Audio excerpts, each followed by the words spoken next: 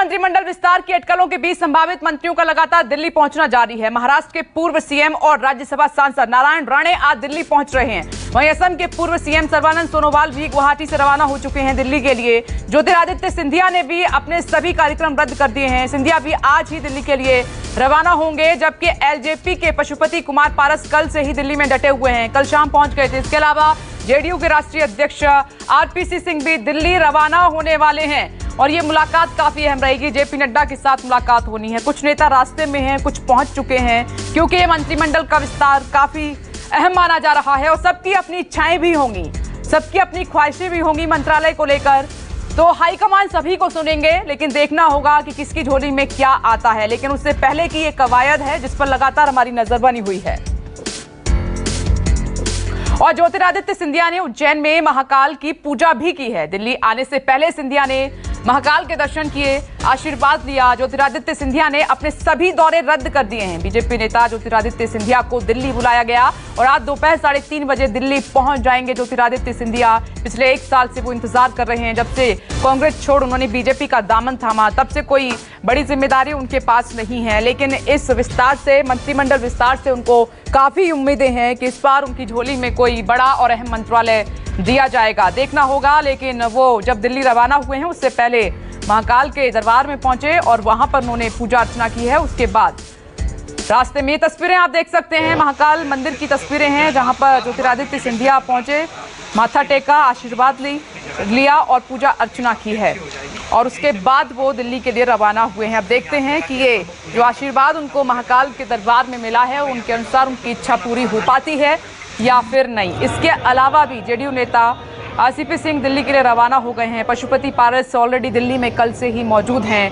वहीं सर्बानंद सोनोवाल भी रास्ते में हैं, दिल्ली आ रहे हैं और ऐसा माना जा रहा है कि सबसे पहले नेताओं की मुलाकात जेपी नड्डा से होगी और जेपी नड्डा हिमाचल से निकल गए हैं। एक एक करके सभी से मुलाकात करेंगे, सभी की इच्छाएं भी जानी जाएंगी। 2022 विधानसभा चुनाव को देखते हुए ये मंत्रिमंडल का विस्तार काफी महत्वपूर्ण है। अब ये देखना होगा, क्योंकि ये बड़े चेहरे हैं, राज्यों के बड़े नाम हैं और संभावित नाम हैं जो मंत्रिमंडल में शामिल हो सकते हैं, वो हम आपको लगातार बता रहे हैं।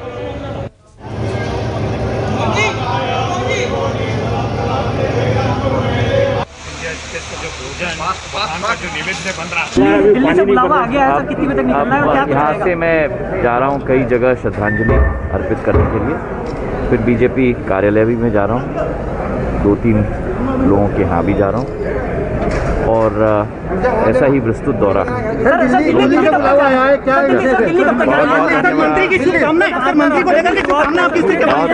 बहुत बहुत धन्यवाद।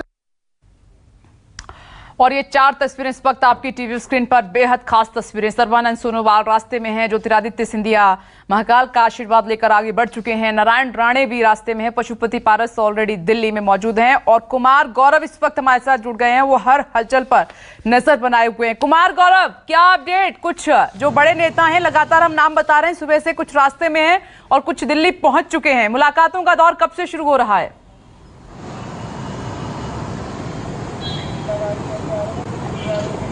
देखिए, बिल्कुल बीजेपी के राष्ट्रीय अध्यक्ष हिमाचल से निकले हैं और देर शाम तक दिल्ली उनके पहुंचने की संभावना है। उसके बाद पार्टी के जो ये तमाम नेता, जिसका नाम हम लोग लगातार बता रहे हैं, ज्योतिरादित्य सिंधिया हों या फिर सहयोगी दलों के कुछ नेता हों, सर्बानंद सोनोवाल हों या इस तरह के तमाम नेता, उनकी मुलाकात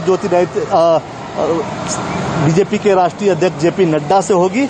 और वहीं कुछ जो सहयोगी पार्टियां हैं एनडीए की, उनमें से कुछ की मुलाकात अमित शाह जी के साथ होगी। तो ऐसी स्थिति में देखिए, बिल्कुल एक तरीके से आप कह सकते हैं कि मैदान अब सज गया है। सिर्फ फाइनल जो टॉप 20 या टॉप 18 जितने खिलाड़ी होंगे उनका नाम अभी आना है और उसके बाद कल शाम या परसों सुबह 8 तारीख के सुबह 11 बजे इन सबका शपथ ग्रहण हो जाएगा। चूंकि काफी लंबा वक्त हो गया, मोदी सरकार के दूसरा कार्यकाल मोदी जी को प्रधानमंत्री बने, लंबा वक्त हुआ और लगभग 2 साल का वक्त बीतने के बाद ये विस्तार हो रहा है। काफी लंबे वक्त से ज्योतिरादित्य सिंधिया भी रेस में है केंद्र में मंत्री बनने के। और एक खास बात आपको बताऊं, सबसे पहला फोन आज जो गया है वो ज्योतिरादित्य सिंधिया को गया है। जब वो मध्य प्रदेश में थे, उन्हें भाजपा कार्यालय से फोन गया है और कहा गया है कि अविलंब सभी कार्यक्रम रद्द कर वो राजधानी पहुंच जाए, यानी दिल्ली पहुंच जाए। उसके बाद उन्होंने दर्शन किए हैं महाकाल के और उसके बाद वो दिल्ली के लिए निकल रहे हैं।